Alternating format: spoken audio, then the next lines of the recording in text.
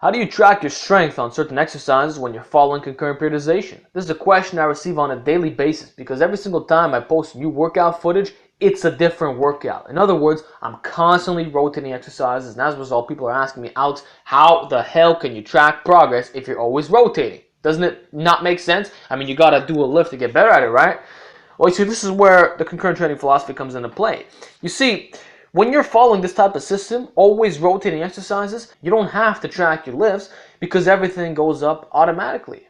As long as you've identified the correct weakness and you're using movement patterns that are similar to the classical lift that you want to improve on, it's going to improve like that. For example, take a barbell shrug. If I want to improve my standard barbell shrug, it's very simple. I'll do a 4-week cycle. I'll do a trap bar shrug 1 week. I'll do behind the back shrug another week. I'll do a dumbbell shrug another week. And then I'll do a shrug off pins on the 4th week.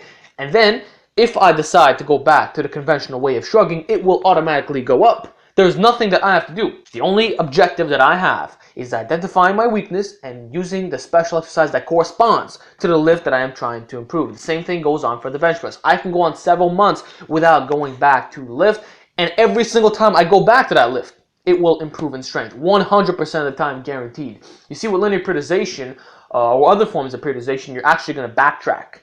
You know, because let's say linear periodization, right? You start at 5 sets of 10, 4 sets of 10, 3 sets of 10. Then you're doing triples, singles, whatever. By the time you get back to 5 sets of 10, your work capacity is diminished. You can no longer handle doing 5 sets of 10, right? You're going to lose progress. But with concurrent training, the opposite holds true.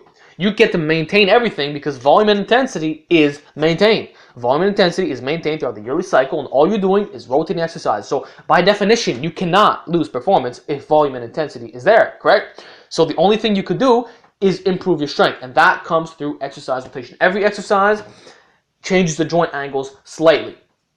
That's the fact right there.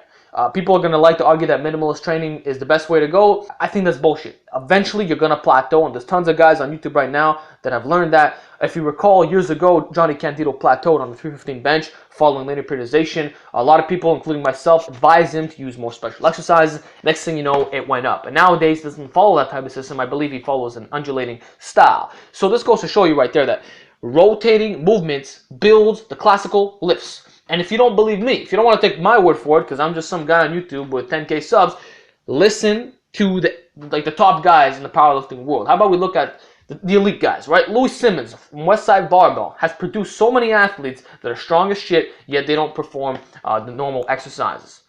There's over 80 men, I believe, that have deadlifted over 800 raw. Raw, guys. A lot of people, they like to use the geared excuse. No, Westside works for raw lifters. It's fucking bullshit when you say it's only geared. It's a periodization style. Max effort day, dynamic effort day. The only thing that changes whether you're geared or raw is exercise selection. So going back to you, right, you're probably not a power lifter, just a recreational lifter trying to get strong. If you're trying to improve a given exercise, use special variations. It's going to improve it automatically. You don't have to worry about tracking it. And if you want to track it because you're someone who you're more meticulous, you're more organized. I mean, I have lots of friends that are like that. And feel free to write it down in your notebook. But I'm going to tell you like this. After years of experience in the gym, I'm going to say like 5 years or so, you will no longer have to track shit because mentally you can recap everything. Like I can recap months back what my strength was. It's a skill you acquire with experience. So I can go in intuitively and I know that I'm stronger than last time. So to answer your question, I hope this video is not too long because I'm all over the place. You don't have to track jack shit with concurrent training because you're just by rotating exercises, progression is ensured.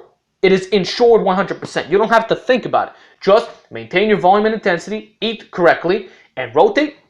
Progress goes up like that. I know without a doubt, without a fucking doubt, that the next time I perform a standard barbell shrug, it will be stronger than the previous times I did it. I know without a doubt that the next time I do a conventional deadlift, it will be stronger than ever, even though I'm only doing rack pulls and deficit deadlifts and stiff leg deadlifts. It will go up because special exercises that mimic the classical lift in terms of movement patterns, joint angles, etc., they make you stronger. And that's the beauty about concurrent training. You don't have to track anything. But like I said, if you want to track, be my guest. But I'm saying you don't because volume and intensity is already maintained. There's nothing you got to change there. All you have to do is rotate. So I hope that clarifies things. That's the reason why I switch workouts every single week. Yet every time I go back to normal lift, it improves in strength. And remember, I have not plateaued. Let me tell you something. Drug-free as an advanced fucking lifter. I have not plateaued in over a year. I shit you not. In over a year. How many advanced guys do you know that have that? Like, I can't think of any.